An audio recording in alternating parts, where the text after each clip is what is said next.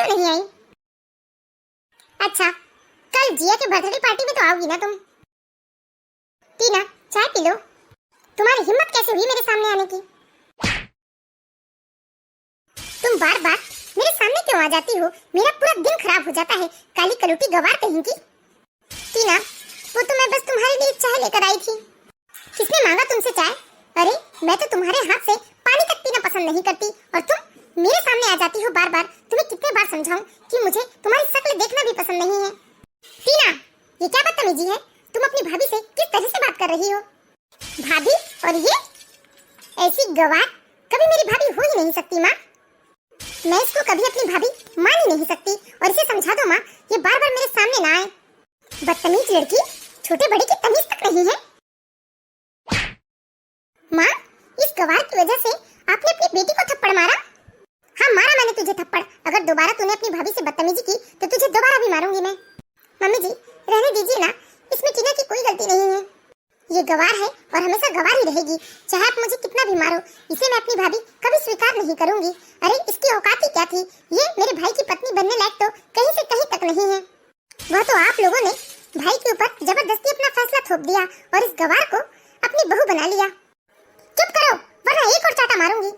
Mummy ji please रहने दीजिए ना। मम्मी जी कुछ मत कहिए ना टीना से। पहले जानबूझकर तमाशा किया और अब भोली भाली बन रही है।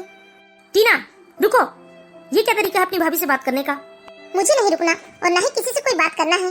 बहू, तुमने चुपचाप टीना की बातें क्यों सहन कर ली? एक जोरदार थप्पड़ मारना था उसे। रहने दीजिए ना मम्मी जी, बच्ची है, नादान है।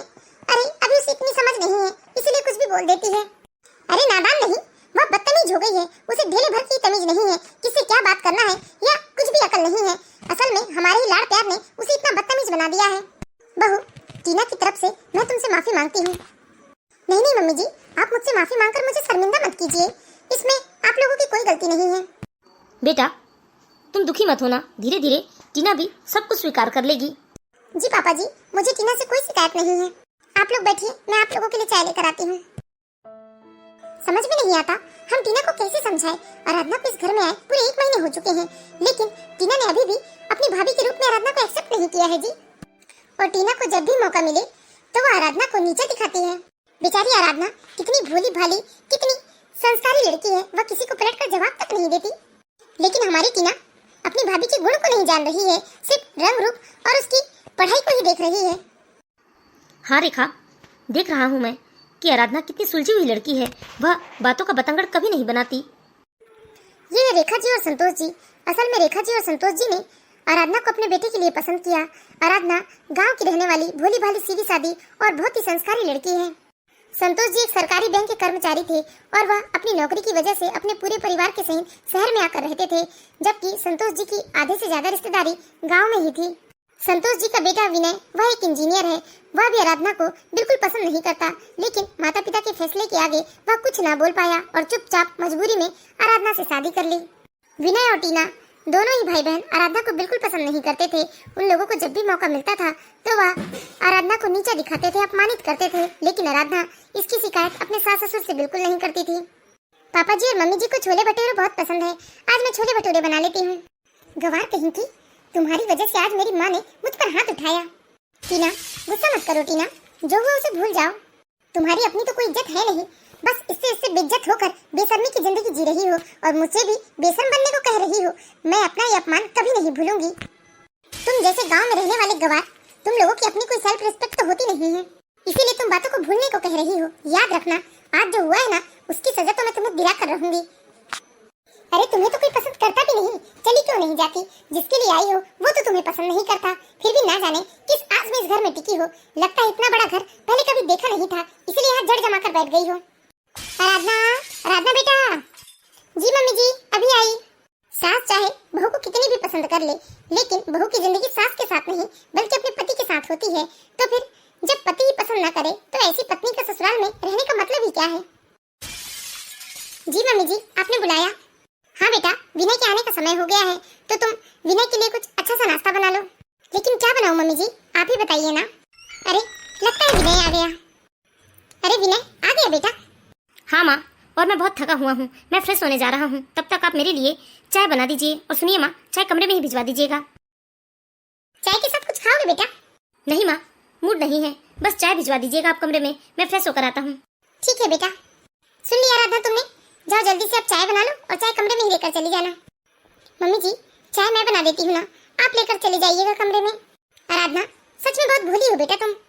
जाओ चाय बनाओ और खुद ही लेकर जाओ तुम, ठीक है? ठीक है मम्मी जी। आराधना अपनी सास के कहने पर चाय बनाती है और कमरे में चाय लेकर जाती है तो विनय आराधना के ऊपर गुस्से से बौखलाने लगता है। ये रही जी आपकी चाय। रुको आराधना। हे भगवान, मुझसे कौन सी गलती हो गई है? ये मुझे रुकने क्यों बोल रहे हैं? हाँ जी। ये बताओ, घर में क्या हुआ है आज? घर में तो कुछ भी नहीं हुआ है। झूठ मत बोलो, मुझे सब पता है क्या हुआ है क्या नहीं। तुम्हें क्या जरूरत थी मेरी बहन के सामने चाय लेकर जाने की? तुम जानती हो ना कि टीना तुम्हें बिल्कुल पसंद नहीं करती, फिर तुम्हें टीना के सामने जाने की जरूरत क्या थी? नहीं वो झूठ क्यों बोल रही हो? अब बताओ ना। सुबह तो बहुत बोल रही थी तुम माँ के सामने। भैया, ये अनपढ़ गवार के साथ साथ ना बहुत झूठी भी है। सुबह तो इतनी बातें कर रही थी और इसकी वजह से आज माँ ने अपनी लाडली बेटी को थप्पड़ भी मारा है। वो मैं तो सिर्फ चाय लेकर गई थी। मेरी माँ ने मेरी बहन को आज तक गुस्से से भी नहीं देखा था, लेकिन तुम्हारी वजह से माँ ने आज मेरी बहन के ऊपर हाथ उठाया। तुम तो जानती हो ना कि टीना तुम्हें बिल्कुल पसंद नहीं करती, और टीना ही क्या, मैं भी तुम्हें पसंद नहीं करता हूँ। फिर हम लोगों के सामने इतरा कर आने की जरूरत क्या है? वैसे भी तुम ये बात अच्छी तरीके से जानती हो कि तुम मेरी पसंद कभी हो ही नहीं सकती। अरे तुम जैसे गवार तो मेरे सामने खड़े होने लायक भी नहीं है। मैंने तो आज तक अपने दोस्तों को भी नहीं बताया कि तुम मेरी पत्नी हो। वो तो मैं अपने मम्मी पापा से बहुत प्यार करता हूँ और सिर्फ उनकी वजह से मैं तुम्हें झेल रहा हूँ, मगर तुम इसे मेरी मजबूरी मत मान लेना कि मैं हमेशा तुम्हारे साथ ही रहूँ। अरे बहुत जल्दी मैं तुमसे पीछा छुड़ा ही लूंगा। मुझे समझ में नहीं आता भैया, जब इसे मैं पसंद नहीं करती, आप पसंद नहीं करते, तो यहाँ टिकी क्यों है? ये अपने गांव क्यों नहीं चली जाती है? इसकी औकात नहीं थी कि आपकी बाजू में खड़ी हो सके, जो आज आपकी पत्नी बनकर इस घर में रह रही है। चिंता मत कर टीना, बहुत जल्दी मैं इसकी छुट्टी करा दूंगा। ठीक है, मैं चली जाऊंगी। चाय ठंडी हो रही है, आप पी लीजिए। अच्छा, तुम ऐसा बता रही हो मुझे जाना तो तुम्हें पड़ेगा ही, लेकिन तुम मेरी मर्जी से जाओगी। अभी मैं सिर्फ अपने मम्मी पापा की वजह से मजबूर हूँ। बहुत जल्दी मैं तुम्हें यहाँ से 9 2 11 करवा दूंगा। और हाँ, एक बात और सुन लो, कभी भी मेरे करीब आने के सपने भी मत देखना, क्योंकि मैं अपने ही साथ मेरी कंपनी में काम करने वाली एक पढ़ी लिखी और कामयाब लड़की से प्यार करता हूँ, और तुम्हारी छुट्टी हो जाने के बाद बहुत जल्दी उससे शादी भी कर लूंगा, समझी ना तुम? हाँ जी, ठीक है, मैं आप जब कहोगे तब चली जाऊंगी। एक बात और याद रखना, तुम माँ या पापा से इस बारे में कोई बात मत करना, वरना मुझसे बुरा कोई ना होगा। ठीक है, मैं किसी से कुछ नहीं कहूंगी। थैंक यू सो मच भाई, जो आपने मेरी बेइज्जती का बदला ले लिया, वरना मैं आज चैन से सो नहीं पाती। आराधना के सास ससुर आराधना को पाकर बहुत ही खुश थे, क्योंकि आराधना थी भी बहुत अच्छी। लेकिन अपने पति और ननद के मुंह से ऐसी बातें सुनकर वह अपने आप को बहुत पराया महसूस कर रही थी। उसको लग रहा था कि अब इस घर में उसका कोई अपना नहीं है। पहले वह सोचती थी कि एक न एक दिन वह विनय के दिल में अपने लिए प्यार जगा लेगी, लेकिन आज विनय की ऐसी बातें सुनकर वह पूरी तरह से टूट गई थी। अब आराधना की सारी उम्मीदें टूट चुकी थी, लेकिन सास ससुर के इतने प्यार और सम्मान की वजह से आराधना इस घर में टिकी हुई थी। सुनिए जी, टीना का व्यवहार आराधना के प्रति बहुत ही खराब है। हमें टीना को आराम से बैठकर ये सब बातें समझाना चाहिए कि आराधना बहुत ही अच्छी है। हाँ रेखा, आराधना जैसी बहू पाकर तो हमारा जीवन ही सफल हो गया है। तुमने बहुत अच्छा किया रेखा, जो आराधना को इस घर की बहू के लिए चुना, वरना ये हमारा नालायक बेटा ना जाने कैसी लड़की ले आता। और आजकल की तो ज्यादा पढ़ी लिखी लड़कियां बिल्कुल भी सास ससुर को लेकर नहीं चलती हैं, उन्हें तो सिर्फ अपने पति के साथ अलग रहना होता है। लेकिन देखिए न जी, हमारे बच्चों को तो आराधना की अच्छाई नजर ही नहीं आती। अरे ये लोग कब समझेंगे ना जाने आराधना की अच्छाइयों को। धीरे धीरे समय बीत रहा था और इस बीतते समय के साथ विनय और टीना आराधना से और ज्यादा नफरत करने लगे थे। अब तो वह सीधे मुंह आराधना से बात भी नहीं करते थे और दोनों बस इसी मौके की तलाश पे थे कि वह किस तरह से आराधना को घर से बाहर निकाल सके। मम्मी जी, मैंने टीना का लंच पैक कर दिया है। अगर टीना अपने कमरे से बाहर आएगी तो प्लीज ये लंच आप टीना को दे दीजिएगा। आराधना, तुम क्यों इतना परेशान होती हो? टीना अगर इतना ही अकड़ दिखा रही है तो अपना लंच खुद ही तैयार कर लिया करेगी, तुम मत किया करो उसके लिए ये सब तैयारी। जाने दीजिए ना मम्मी जी, बच्ची है, नादान है, मासूम है, अभी उसे इतनी अकल नहीं है। अरे काहे की अकल नहीं है बेटा, कोई इतनी छोटी भी नहीं है वह। ठीक है ना मम्मी जी, दे दीजिएगा आप। मैं अब अपने कमरे में जा रही हूँ। अगर टीना ने मुझे यहाँ देख लिया तो वह फिर से गुस्सा करेगी। यह लंच आप ही उसे दीजिएगा। हे भगवान, बेचारी सबके बारे में कितना सोचती है। टीना उसका कितना अपमान करती है, लेकिन फिर भी ये टीना के बारे में कितना सोचती है। रेखा, रेखा 4 दिन की पैकिंग कर लो हमारी। क्यों जी, कहाँ जा रहे हैं?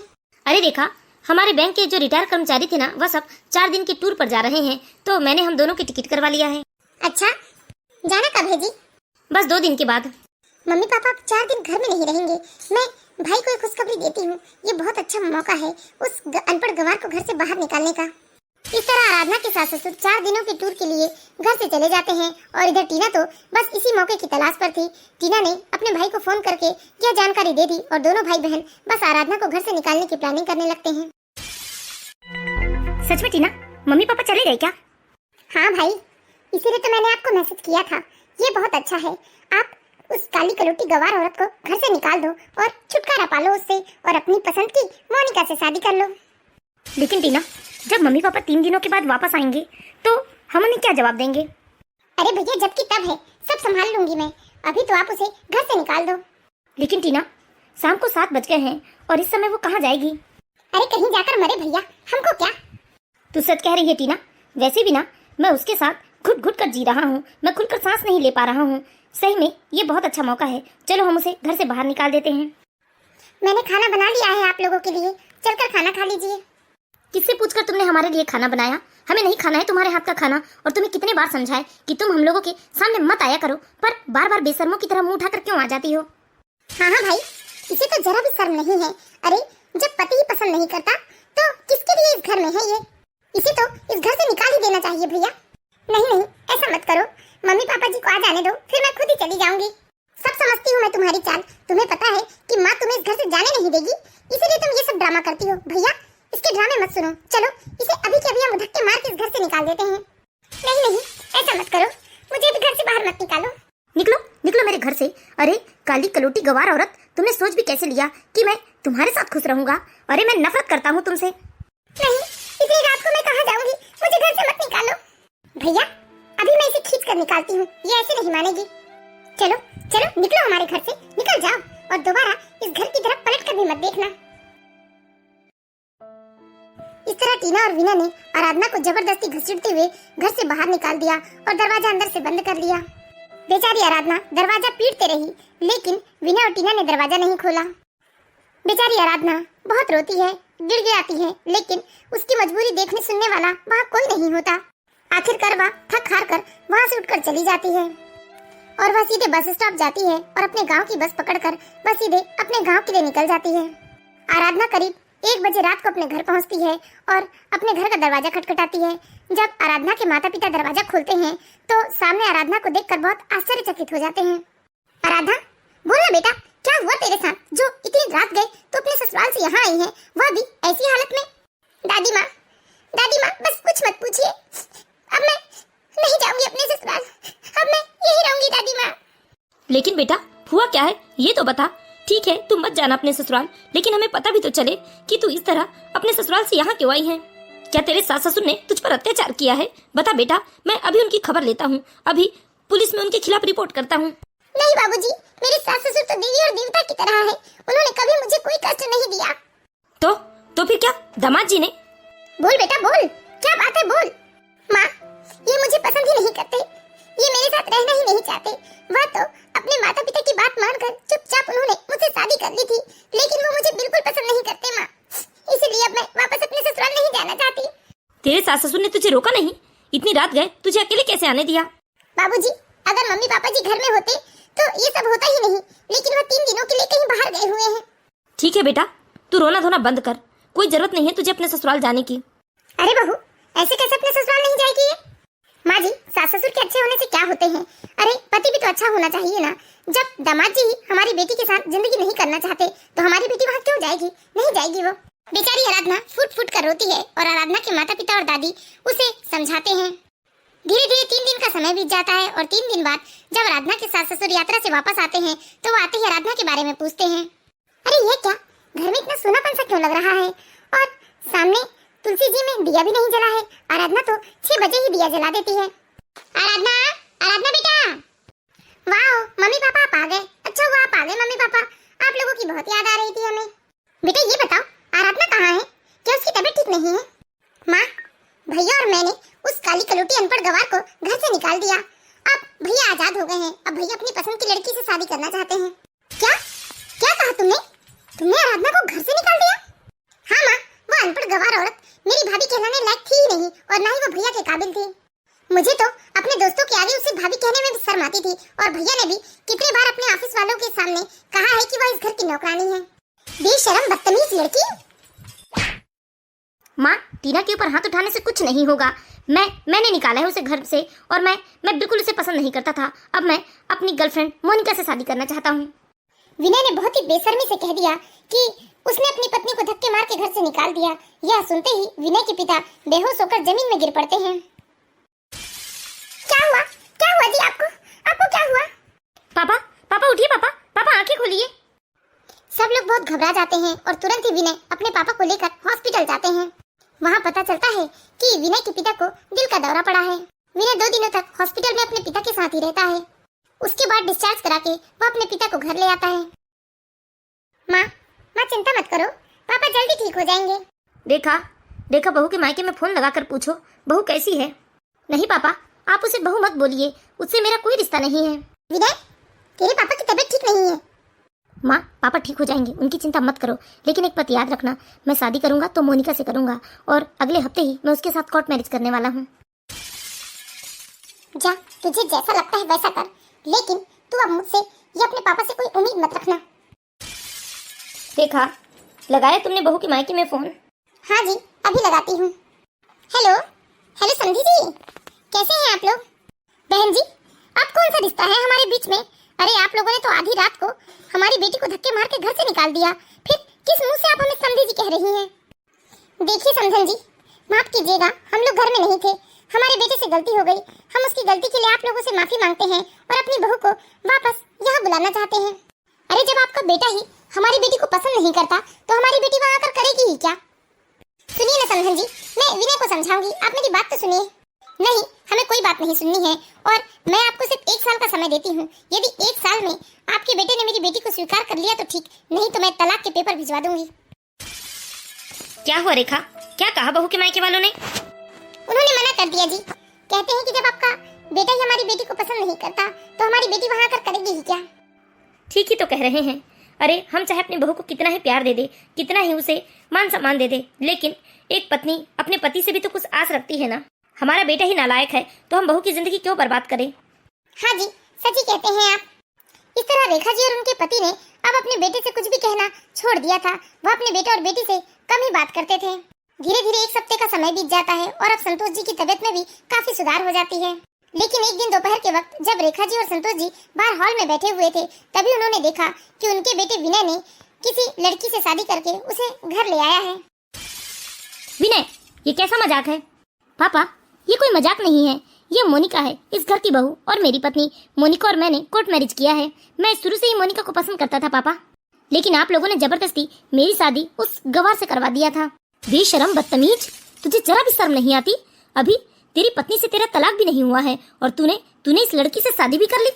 पापा, इस बात से ना ही मोनिका को कुछ फर्क पड़ता है और ना ही मुझे। सुनिए जी, आप शांत हो जाइए, आपकी तबीयत खराब हो जाएगी। अब इसे जो करना है इसे करने दीजिए। आज के बाद हम इससे कोई बात नहीं करेंगे। जी ले अपनी जिंदगी, जैसे जीना चाहता है वैसे जी तू। ओहो मम्मी जी, आप अपने बेटे की खुशी से खुश होइए ना, आप उसे इमोशनली ब्लैकमेल क्यों कर रही हैं? जाओ बेटा, जाओ तुम जी लो अपनी जिंदगी। आज के बाद तुम पर हमारा कोई अधिकार नहीं है, तुम्हें जैसा लगता है तुम वैसा करो। वाओ भैया, आप ले आए मोनिका भाभी को। वेलकम भाभी, हमारे इस घर में आपका स्वागत है। अंदर आइए ना भाभी, यहाँ क्यों खड़े हैं? चलिए मैं आपको आपका कमरा दिखाती हूँ। ओहो टीना, अब मैं बच्ची भी नहीं जो मैं अपना कमरा नहीं ढूंढ पाऊंगी। वैसे भी विनय को पता है ना कि उसका कमरा कहाँ है, तो मैं विनय के साथ चली जाऊंगी। विनय चलो, मैं बहुत थक चुकी हूँ, मुझे थोड़ी देर आराम करना है। हाँ चलो मोनिका। टीना सुनो, तुम मेरे लिए और तुम्हारी भाभी के लिए गर्मा गर्म चाय बना कर ले आओ, और सुनो अदरक डालना मत भूलना। बाप रे, ये तो आते ही अपने तेवर दिखाने लगी, ये तो मुझे ऑर्डर देकर चली गई। देखा, मुझे बहुत गुस्सा आ रहा है। इस नालायक को अभी के अभी मैं धक्के मार के इस घर से निकाल देता हूँ। नहीं जी, ऐसा मत कीजिए। वैसे भी विनय के पास अब किस चीज की कमी है? उसके पास अच्छी नौकरी है, गाड़ी है, और वह तो खुद का भी फ्लैट खरीद चुका है। वह चाहे तो अपने फ्लैट में भी जाकर रह सकता है, और यहाँ से वह दूर रहेगा तो हमें और ज्यादा टेंशन होगी। इसलिए आप बस कुछ मत कहिए, उसे जो करना है करने दीजिए। एक दिन उसे जरूर अपनी गलती का एहसास होगा। माँ चाय बना दीजिए ना, भैया ने मुझे 2 कप चाय बनाने के लिए कहा है। तू ही जा और जाकर सेवा कर अपनी नई भाभी की। तुझे चाहिए थी ना पढ़ी लिखी मॉडल भाभी, जाकर कर उसकी गुलामी। हाँ माँ, बनाओ बनाऊंगी मैं अपनी भाभी के लिए चाय। अरे पढ़ी लिखी और खूबसूरत है मेरी भाभी और जॉब भी करती है। अब तो मैं गर्व से बताऊंगी कि मेरी भाभी कौन है। इस तरह टीना ना चाहते हुए भी अपने भैया भाभी के लिए चाय बनाती है और चाय लेकर सीधे कमरे में पहुंच जाती है। टीना बिना नॉक करे मोनिका के कमरे में चली जाती है। यह बात मोनिका को बिल्कुल अच्छी नहीं लगती और वो वहीं टीना को खरी खोटी सुना देती है। भैया ये रही गर्मा गर्म चाय। विनय, तुम्हारी बहन के अंदर जरा भी मैनर्स नहीं है। ये क्या बदतमीजी है, सीधे कमरे में घुस आई है। तो भाभी ये क्या कह रही हैं आप?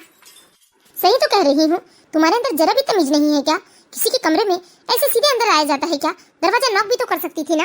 भाभी आप मुझे इस तरह से नहीं डांट सकती हैं। भैया देखिए ना भाभी कैसे डांट रही है मुझे। अरे मोनिका ठीक ही तो कह रही है टीना, तुझे नॉक करके आना चाहिए था ना। सुन लिया तुम्हारे भैया ने क्या कहा? भैया पहले भी तो इस कमरे में मैं पूरे दिन रहा करती थी, कभी नॉक करके नहीं आती थी। लेकिन पहले की बात अलग थी टीना। पहले विनय इस कमरे में ऐसी औरत के साथ रहता था जिसे वो पसंद नहीं करता था, लेकिन अब वो अपनी लवली वाइफ के साथ यहाँ रहता है। इसलिए आइंदा याद रखना, ये इस कमरे में कम ही आओ तो बेहतर होगा। अभी ट्रे यहीं रखो और जाओ यहाँ से। और ये 3 कप चाय लाने की क्या जरूरत थी? मैंने सोचा कि मैं आप लोगों के साथ बैठकर यहाँ चाय पीऊंगी। पागल हो गई हो? जरा भी दिमाग नहीं है कि तुम्हारा अपना कमरा नहीं है जो हमारे कमरे में बैठकर चाय पियोगी तुम? जाओ यहाँ से। अरे रहने दो ना मोनिका, बच्ची है, धीरे धीरे समझ जाएगी। बच्ची है? कल परसों ये ब्याह कर अपने ससुराल जाने लायक हो गई है और आप इसे बच्ची कह रहे हैं। देखिए मैं इसकी बदतमीजी बिल्कुल बर्दाश्त नहीं करूंगी। मुझे तो बदतमीज लोग पसंद ही नहीं है। मुझे तो ऐसे लोग अच्छे लगते हैं जिनमें थोड़ा बहुत मैनर्स होता है। थोड़ा बहुत क्या, मैनर्स होना ही चाहिए, वरना अनपढ़ लोग और पढ़े लिखे लोगों में फर्क ही क्या रह जाएगा। टीना तो मुझे पढ़ी लिखी गवार समझ में आती है। अब खड़ी क्या हो, जाओ यहाँ से। अपनी भाभी का ऐसा व्यवहार देखकर टीना बहुत ही दुखी हो जाती है और उसे अब अपनी आराधना भाभी की याद आने लगती है कि वह किस तरह से अपनी भाभी आराधना का अपमान करती थी, लेकिन वह बेचारी पलटकर जवाब तक नहीं देती थी। अरे इसे क्या हो गया? ये तो रोते हुए आ रही है अपने भाई के कमरे से। इसे तो खुश होना चाहिए क्योंकि इसकी पसंद की भाभी आ गई है इस घर में। अब तुझे क्या हो गया? इस घर में तेरी पसंद की भाभी आ गई है और तू रो रही है। तुझे तो जश्न मनाना चाहिए, मोहल्ले में मिठाई बांटना चाहिए, अपनी सहेलियों को पार्टी देना चाहिए, क्योंकि अब तू गर्व से दिखा सकेगी ना कि तेरी भाभी कौन है। फिर तू रो क्यों रही है? लगता है खुशी के आंसू होंगे।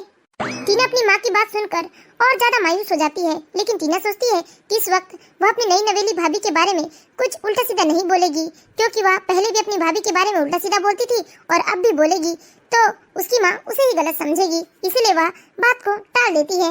हाँ माँ, ये तो खुशी के आंसू है। मैं जैसी भाभी चाहती थी इस घर में बिल्कुल वैसी भाभी आ गई है। अब मैं अपने दोस्तों के आगे सिर उठाकर बताऊंगी कि मेरी भाभी कितनी पढ़ी लिखी है और इतने बड़े मल्टीनेशनल कंपनी में जॉब करती है। टीना, तुमने जो आराधना के साथ किया है ना, वह बिल्कुल ठीक नहीं किया है और ईश्वर इसके लिए तुम्हें कभी माफ नहीं करेगा। इंसान को अपने कर्मों की सजा जरूर मिलती है और तुझे भी एक न एक दिन तेरे कर्मों की सजा मिलेगी। तूने उस भोली भाली सीधी सादी आराधना के साथ बहुत बुरा किया है। अपने भाई को समझाने की बजाय तूने हमेशा अपने भाई को भड़काया है और आज उसका नतीजा तू देख ही रही है। माँ, बेकार में आप बात का बतंगड़ बना रही हैं।